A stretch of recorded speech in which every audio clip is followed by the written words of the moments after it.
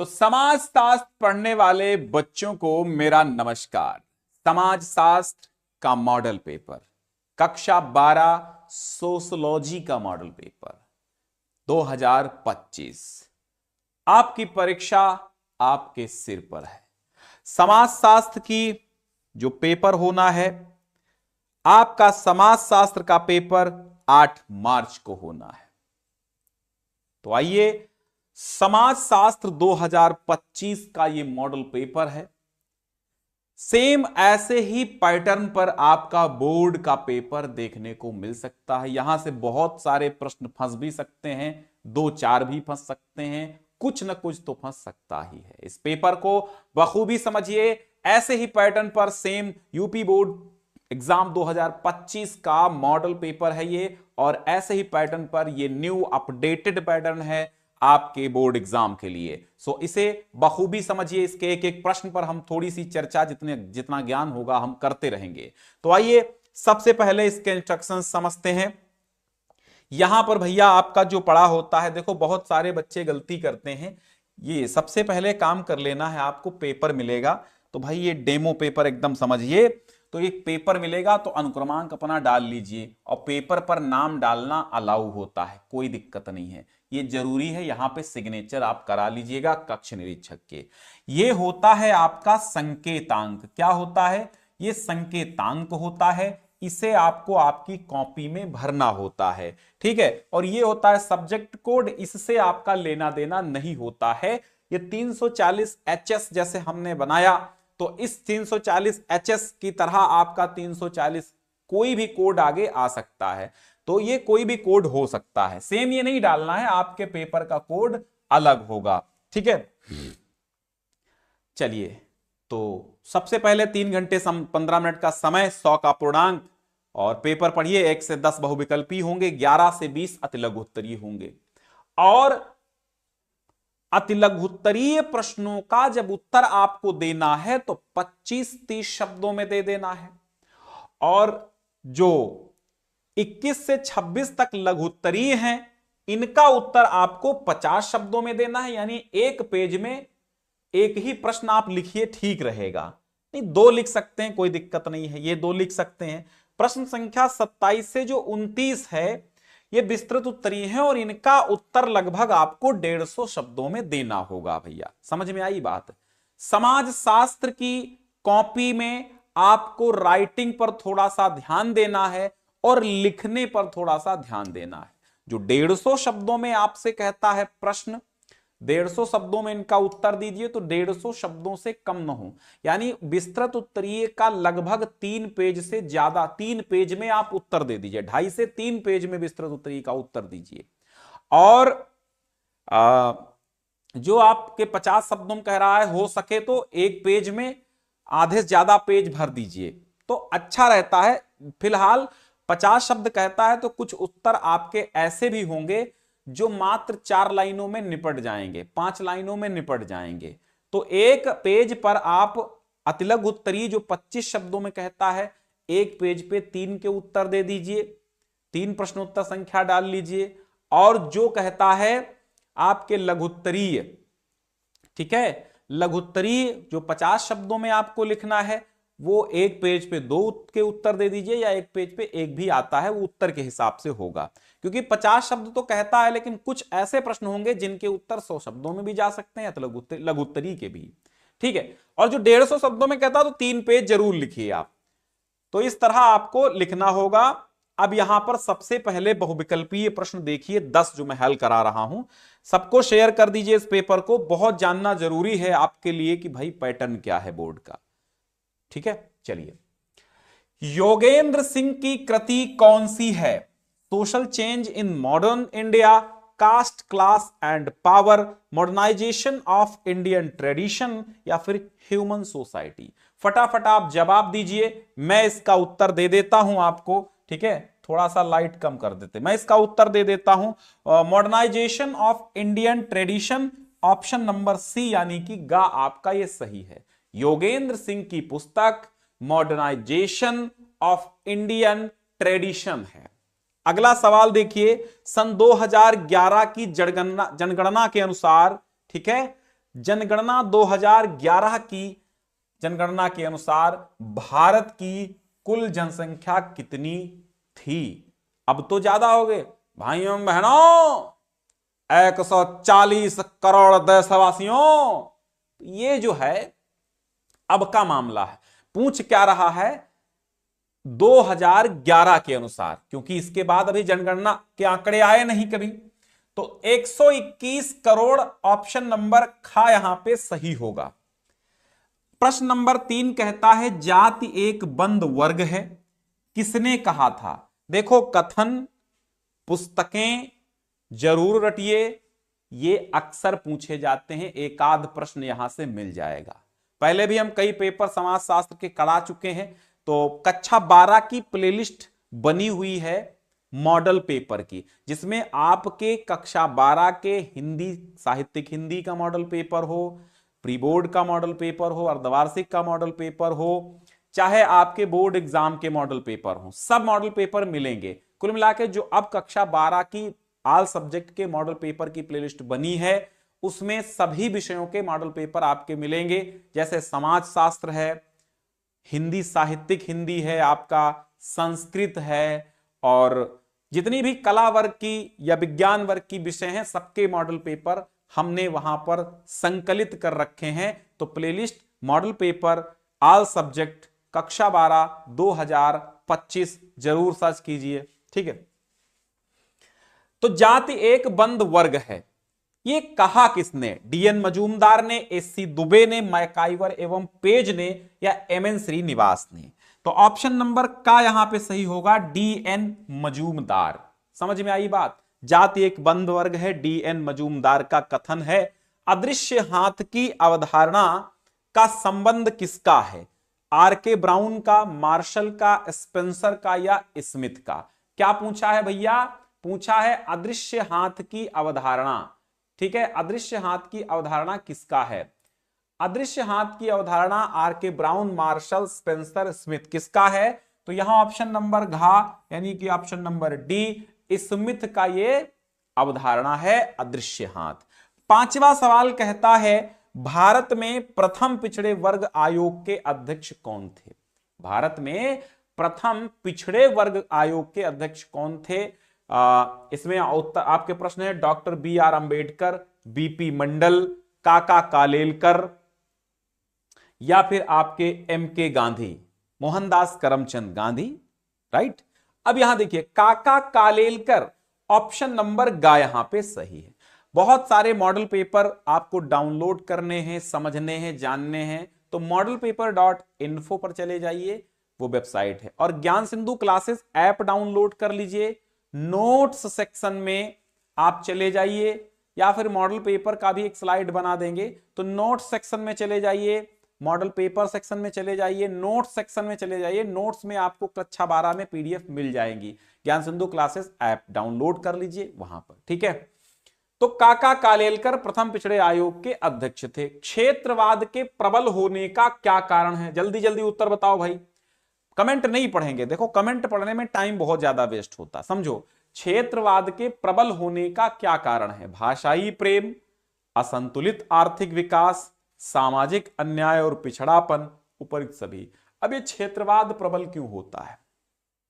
जैसे जातिवाद, क्षेत्रवाद, संप्रदायवाद, तो क्षेत्रवाद के प्रबल होने का क्या कारण है भैया?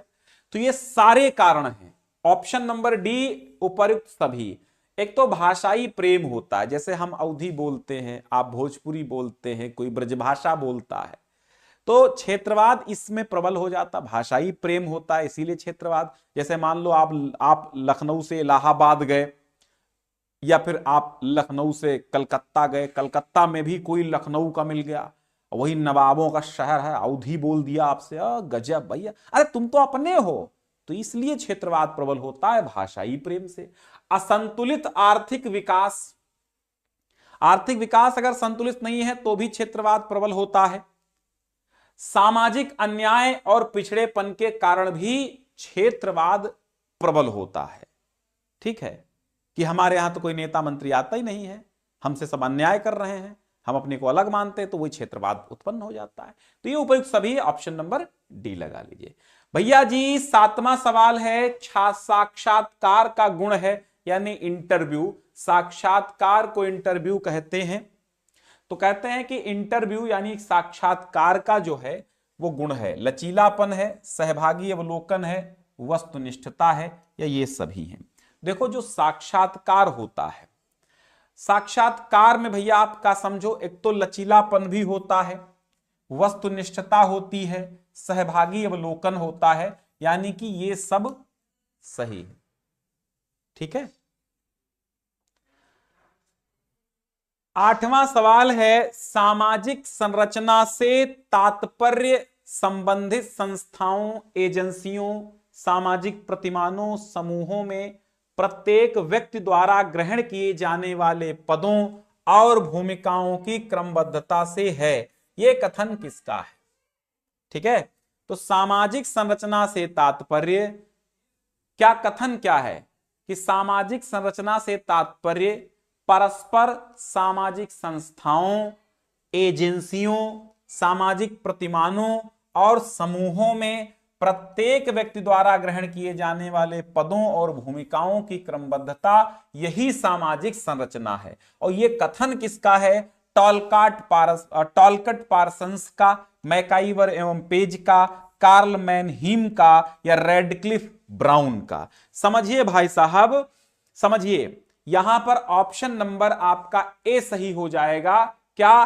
टॉलकट पार्सन्स का ये कथन है। किसका है? टॉलकट पार्सन्स का। बहुत सारे बच्चों ने आंसर सही भी दे दिया है। फिर अगला देखिए, आधुनिकीकरण के क्या परिणाम है? आधुनिकीकरण यानी कि मॉडर्नाइजेशन। ठीक है। तो आधुनिकीकरण के क्या परिणाम हैं? नए वर्गों का उदय, रोजगार में वृद्धि, साक्षरता में वृद्धि, ये सभी। ऑप्शन नंबर डी यहां पर भी सही है, ये सभी। देखिए भाई, आधुनिकीकरण होगा तो नए वर्गों का उदय भी होगा, साक्षरता दर भी बढ़ेगी, और रोजगार के नए नए अवसर आएंगे तो रोजगार में भी वृद्धि होगी। ठीक। तो यहां पर देखिए 10वां अंतिम सवाल, ऑब्जेक्टिव क्या कहता है? किस वर्ष में पंचायती राज से संबंधित 73वां संविधान संशोधन पारित किया गया था? ठीक है। तो 1992, 94, 96 या 98? सही जवाब क्या होगा? सन 1992 में पंचायती राज से संबंधित 73वां संविधान संशोधन पारित किया गया था। कब? 1992। समझ में आई बात? इसके बाद आते हैं अतिलघुत्तरी।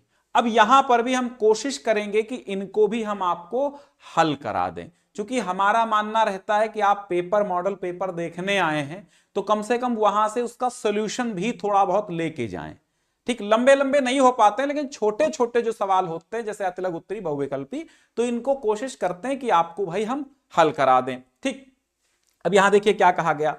यहां क्या कहेगा? सबसे पहला सवाल है और ये 3-3 अंकों में आपका आएगा। जो आपके अतिलघुत्तरी होंगे वो 3-3 अंकों में होगा। जैसे समुदाय से आप क्या समझते हैं? व्हाट इज समुदाय? समुदाय तो समुदाय समाज में व्यक्तियों का विशेष समूह कहलाता है समुदाय। समुदाय एक निश्चित भौगोलिक क्षेत्र में निवास करता है। समुदाय पारस्परिक संगठित, परस्पर जो आपस में जो होता है, आपस में संगठित होता है। समुदाय परस्पर संगठित होता है। समुदाय एक व्यक्तियों का विशेष समूह होता है जिसको हम समुदाय नाम देते हैं। एक निश्चित भौगोलिक क्षेत्र में निवास करता है, उसको हम समुदाय कहते हैं। और समुदाय परस्पर संगठित हुआ करते हैं। ठीक, तो ये उत्तर हो गया सवाल नंबर 12। तो समझ में आई बात? ये 3 अंक पक्के समझ में आ गई। तो सामाजिक बहिष्करण से आप क्या समझते? बहिष्करण जानते हो? बहिष्कार करना, अवरुद्ध करना, रोकना, ये होता है बहिष्कार। अब चूंकि सामाजिक बहिष्कार है तो आप शब्द इसके प्रश्न से ही उत्तर खोजिए। सामाजिक मतलब समाज से, बहिष्कार का मतलब बाहर। यानी सामाजिक बहिष्कार का मतलब है कि किसी बंदे को, किसी व्यक्ति को, चाहे आर्थिक हो, सामाजिक हो, या राजनैतिक हो, या सांस्कृतिक जीवन में पूरी तरह से हिस्सा लेने से रोक दिया जाए, अवरुद्ध कर दिया जाए, यही होता है सामाजिक बहिष्करण। हमने क्या बताया आपको कि सामाजिक बहिष्कार का आशय है कि किसी व्यक्ति विशेष को आर्थिक, सामाजिक, राजनैतिक, सांस्कृतिक जीवन में पूरी तरह बैन कर दिया जाए, यानी पूरी तरह हिस्सा लेने से, भाग लेने से रोका जाए। अब इसमें व्यक्तियों को उन अधिकारों और उन अवसरों और उन संसाधनों से वंचित कर दिया जाता है जो आमतौर पर किसी समूह के सदस्यों को, किसी समाज के समूह के लोगों को उपलब्ध होते हैं। वो अधिकार, वो संसाधन, वो सुविधाएं, वो लाभ से वंचित कर दिया जाता है, और यही होता है सामाजिक बहिष्करण, यानी सोसाइटी से उसको बाहर कर देना। तो बहुत अच्छे से इसको समझ लिया होगा आपने, और बना करके भी अपने शब्दों में लिखेंगे तो भी अंक मिल जाएंगे। बहुत अच्छे सवाल हैं ये, बहुत बार आए हुए सवाल हैं, सबके सब इंपॉर्टेंट मैंने रखे हैं। जरूर कुछ ना कुछ यहां से जरूर आएगा, आपका मॉडल पेपर ये देखना जाया नहीं जाएगा, ठीक है। क्योंकि 7 सेट बनते हैं, अब 7 सेटों में से कहां पर आपका आए कुछ नहीं समझ में आता है, ठीक है। आगे देखिए, बाजार से क्या आशय है? भाई सिंपल सी बात है, बाजार कौन नहीं जाता है?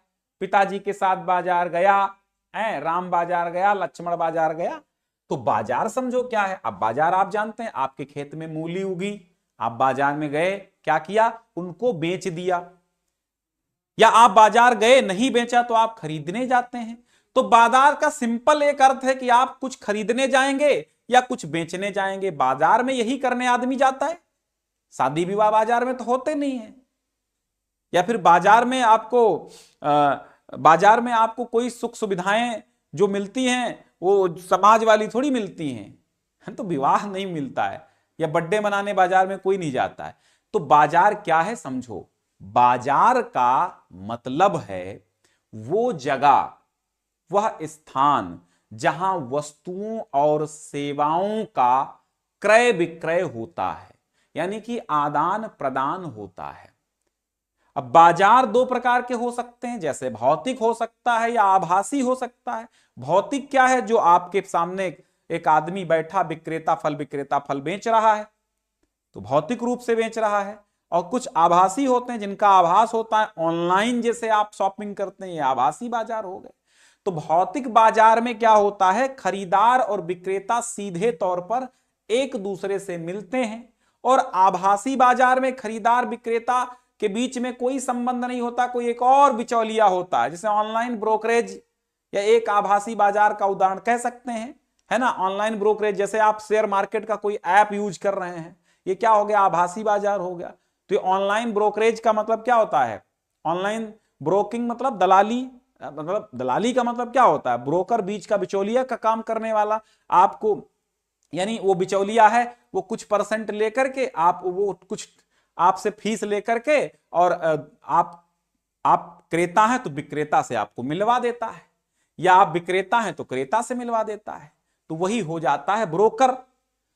तो वही मामला है आभासी बाजार और भौतिक बाजार में, यही अंतर है। यह भी पूछा जा सकता है कि भौतिक बाजार और आभासी बाजार में क्या अंतर है। आप सपोज दैट मूली खरीदने जाते हैं सब्जी मार्केट से, तो मूली आपने खरीदी, ये हो गया भौतिक बाजार।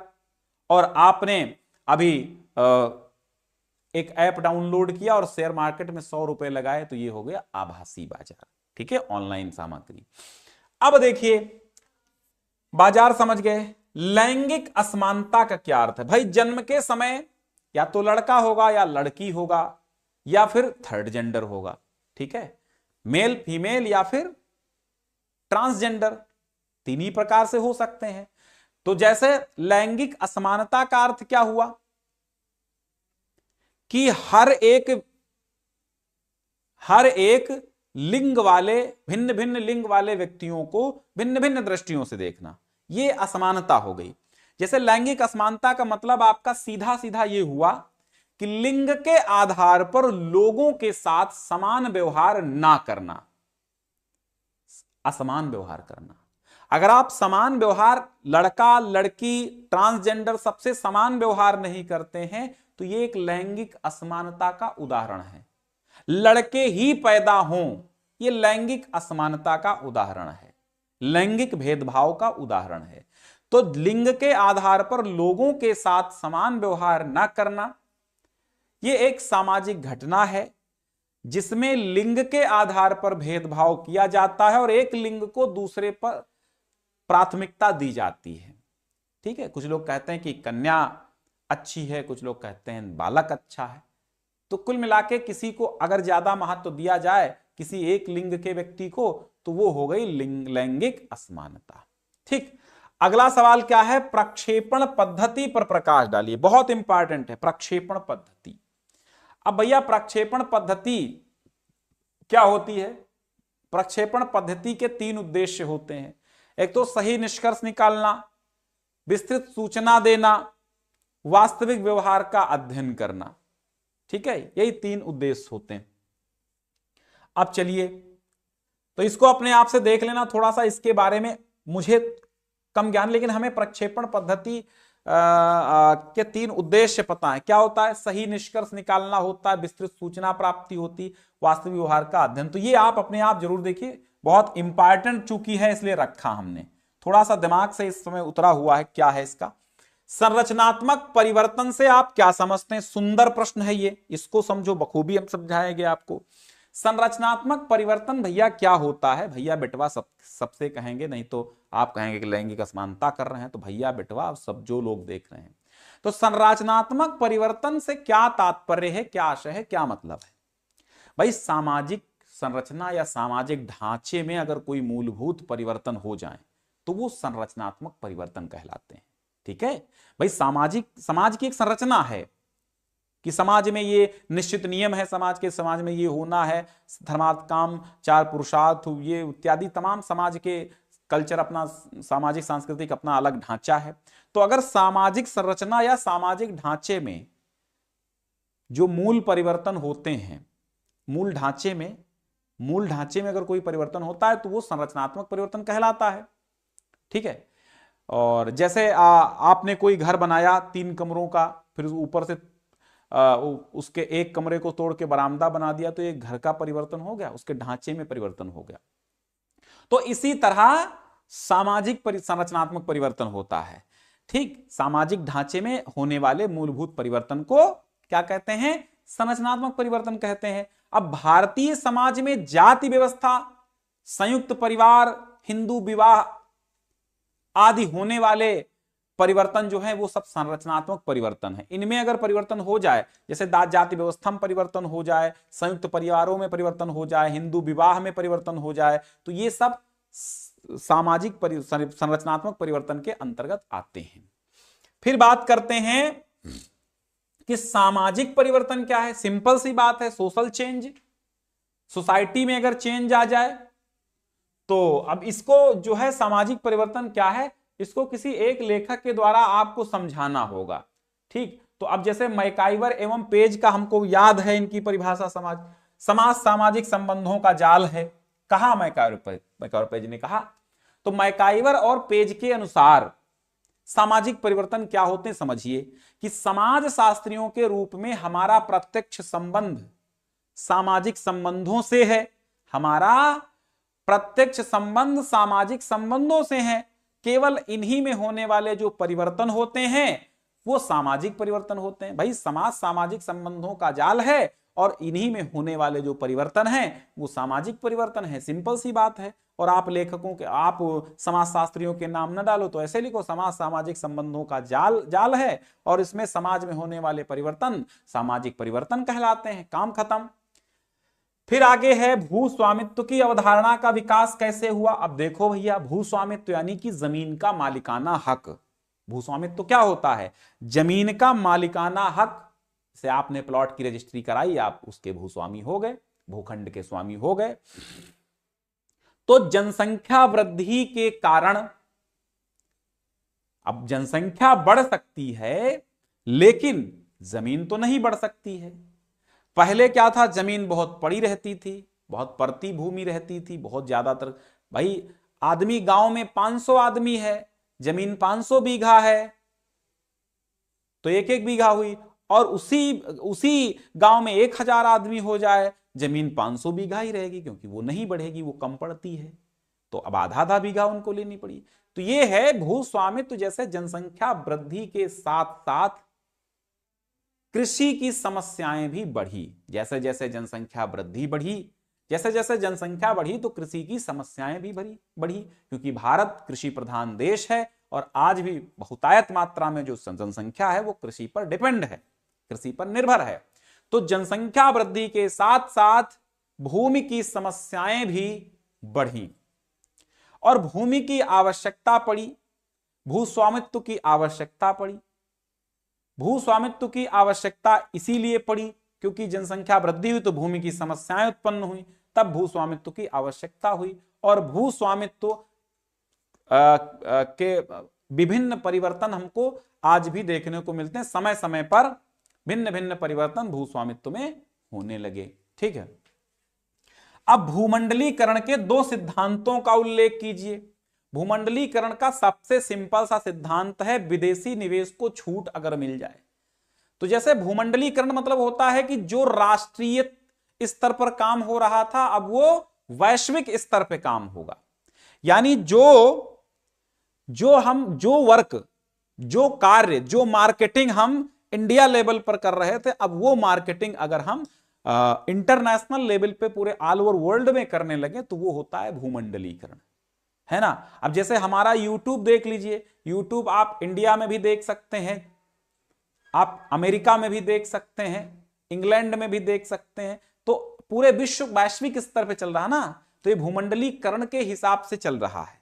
अभी जैसे चाइना वालों कहते हैं हम उनका दूसरा ट्यूब बना हुआ है, भाई यूट्यूब नहीं है उनका, यूट्यूब के नाम पे दूसरा कोई प्लेटफॉर्म बनाया है उन्होंने। उनको जैसे वो वहां पे कौन सा तानाशाह है यार, वो कौन बोलते हैं, याद नहीं आ रहा है। ठीक है, तो वो तानाशाह जो है वो अपना यूट्यूब चलाए है, वो यूट्यूब यूज ही नहीं करने देता है।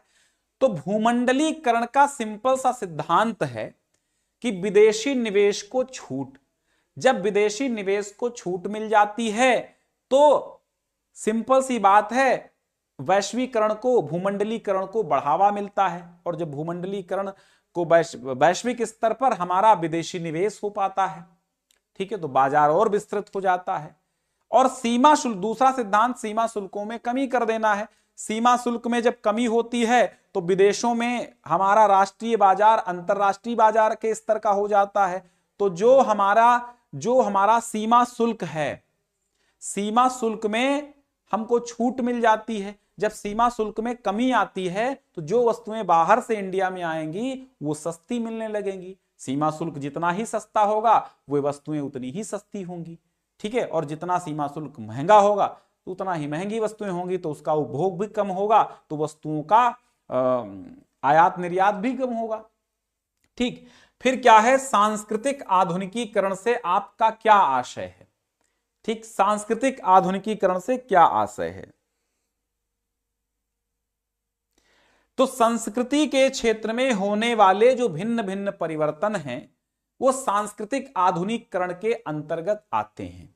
आधुनिकीकरण इसको बोलते हैं, ठीक है। संस्कृति के क्षेत्र में होने वाले जो भिन्न भिन्न परिवर्तन हैं वो सांस्कृतिक आधुनिकीकरण के अंतर्गत आते हैं।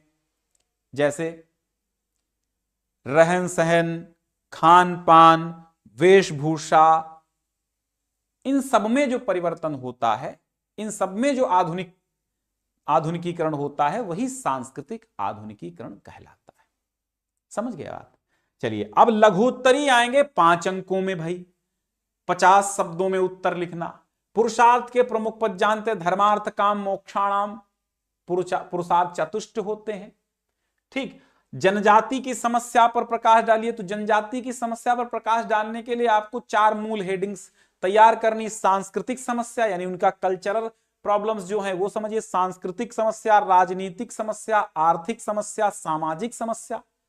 अब आप जानते हैं ट्राइब्स की क्या समस्याएं होती हैं। वो आज भी जनजाति लोग जो जनजाति जीवन व्यतीत करते हैं तो उनकी बहुत सारी समस्याएं हैं। उनमें दूरसंचार की गतिविधियां भी नहीं हो पाती, वो अपने आप को अलग समझने लगते हैं, वो वोटिंग करने नहीं जाते हैं, वो राजनीति से लगाव नहीं रखते हैं, वो अपने आप को बिल्कुल अलग जंगली समझ लेते हैं, उनका अपना अलग ही खिचड़ी पकती रहती है। तो जनजाति समस्याएं बहुत है, सामाजिक, आर्थिक, सांस्कृतिक, राजनीतिक, तमाम धार्मिक, धार्मिक तमाम समस्याएं, उनका अपना धर्म अलग कर लेते हैं, सब तमाम चीजें हैं। दलित से आप क्या समझते हैं भाई? दलित तो आप जानते हैं बखूबी, आप समझ दलित खासकर उन लोगों को कहा जाता है जो अनुसूचित जाति, अनुसूचित जनजाति और अत्यधिक पिछड़े वर्ग के लोग हैं, उनको दलित की संज्ञा दी जाती है। ठीक है, क्योंकि इसका जो बहुत पहले इनको समाज के तमाम चीजों से अलग कर दिया जाता था, जैसे छुआछूत, भेदभाव का आदि, अस्पृश्यता का भेदभाव इनके साथ होता था पहले, तो ये समस्या थी। मंदिरों में प्रवेश दलितों का नहीं होता था। दलित वही हैं जिनको समझ लो दबाया गया हो, एक ऊंचे तबके के द्वारा, एक ऊंचे तबके के द्वारा जिनको दबाया गया, समाज के तमाम अधिकारों से वंचित किया गया, वह सब दलित थे। संप्रदायवाद या सांप्रदायिकता क्या है भैया? अपने ही धर्म को सबसे बड़ा मानना, महान मानना, और अपने धर्म के लिए दूसरे धर्म को नीचा दिखाना। कभी कभी संप्रदाय, यही संप्रदायवाद या सांप्रदायिकता होती है। कभी कभी इसमें दंगे, आगजनी, हिंसा की घटनाएं भी देखने को मिल जाती हैं। ठीक, तो ये खैर बहुत बुरी चीज है सांप्रदायिकता। पश्चिमीकरण का क्या अर्थ है भाई? एक आदमी जो पूर्व के देशों में रहता है, जैसे इंडिया का आदमी अब पाश्चात्य संस्कृति को, वेस्टर्न आइडियाज को अपना रहा है, तो ये हो गया हमारा पश्चिमीकरण। ठीक है, क्या हो गया? पश्चिमीकरण। पश्चिमीकरण का मतलब यही है कि पश्चिम के देशों में रह करके वहां की संस्कृति को अपनाना ही पश्चिमीकरण कहलाता है। ठीक, या उन्हें देख देख कर कोई काम करना कि वो भाई वहां के लोग नंगे घूमते हैं, चलो हम भी नंगे घूमें, तो यही तो हो गया पश्चिमीकरण, है ना।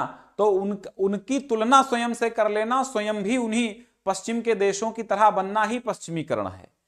ठीक, अब नक्सली आंदोलन क्या है? बहुत सुंदर प्रश्न है, इसको कायदे से आप देख के जाइएगा, नक्सली आंदोलन क्या है और क्यों करते हैं ये लोग।